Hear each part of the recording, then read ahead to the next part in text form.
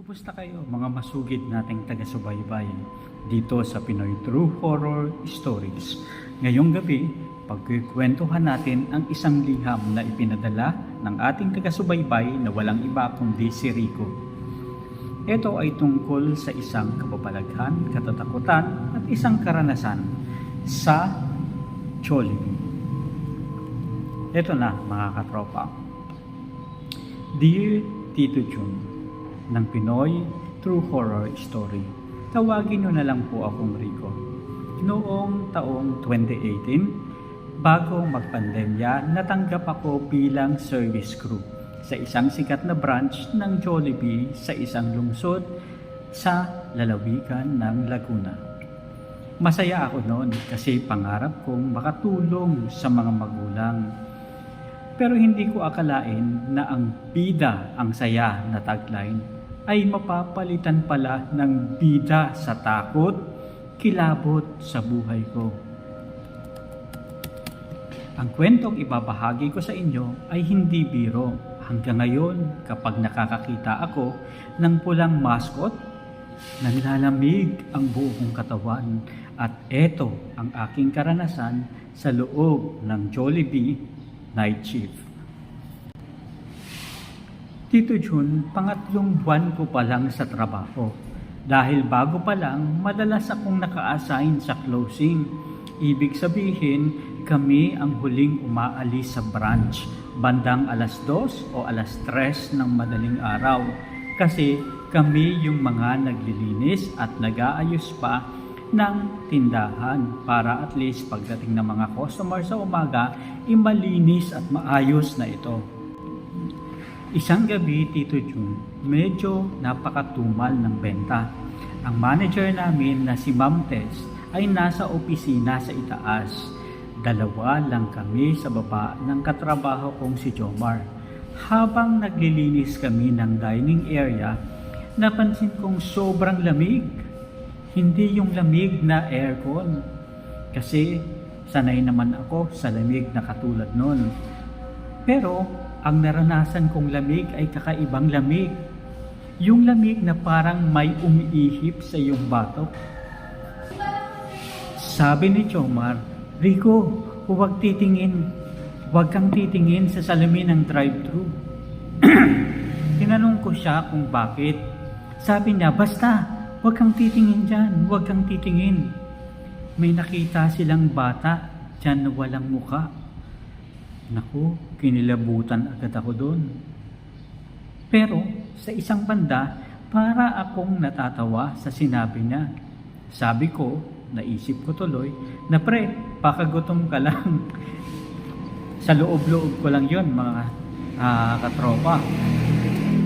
Pero, bandang alauna ng madaling araw, inutusan ako ni Ma'am Tess na kumuha ng stock ng manok sa loob ng cold storage room sa likod. Dito nilalagay yung lahat-lahat ng mga frozen goods at iba pang mga produkto na ginagamit para at least hindi ito masira. Malaking kwarto to, no? Parang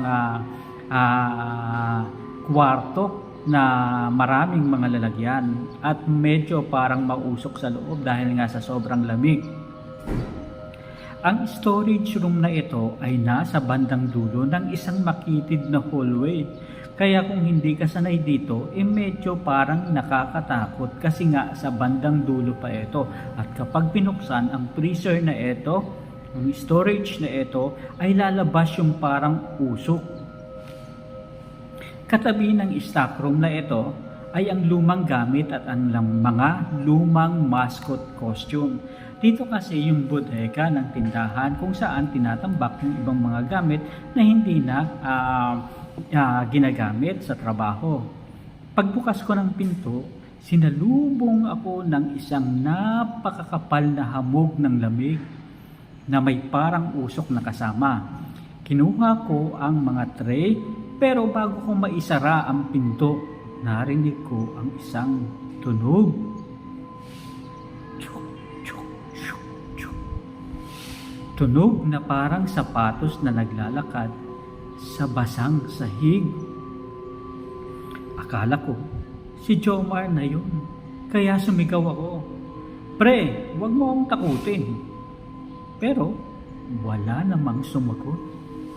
Sa halip, narinig ko ang isang napakahinang boses mula sa likod ng nakatambak na box ng mga mascot. Kuya, laro tayo. Boses pala yun ng isang bata. Pero alam kong kaming tatlo lang ang nasa loob ng branch na yon. Dahan-dahan na akong tumingin sa likod at sa gilid. Doon ko nakita ang isang lumang Jollibee mascot. Ulo ng Jollibee mascot na nakapatong sa isang shelved na lalagyan. Ang kakaiba, ang mga mata ng mascot hindi nakatingin sa harap, kundi nakatingin ng diretso sa akin. At dun pa lang, kinilabutan ako ng todo. Sa sobrang takot ko, nabitawan ko ang tray ng mga manok. Kumaripas ako ng takbo at palabas ng storage. Pero sa pagkaripas ko ng takbo, para bang yun ang pinakamatagal na karipas ng takbo ko. Kasi habang nagmamadali ako, dun ko naman nararamdaman ang sobrang tagal at bagal ng paggalaw ng aking katawan para makaalis kaagad ako dun sa lugar na yun. Bago ako nakarating sa malapit sa kusina, namatay lahat ng ilaw. Sobrang dilim. At eto, kinilabutan ako ng gusto. Narinig ko ang unti-unting bukas, sara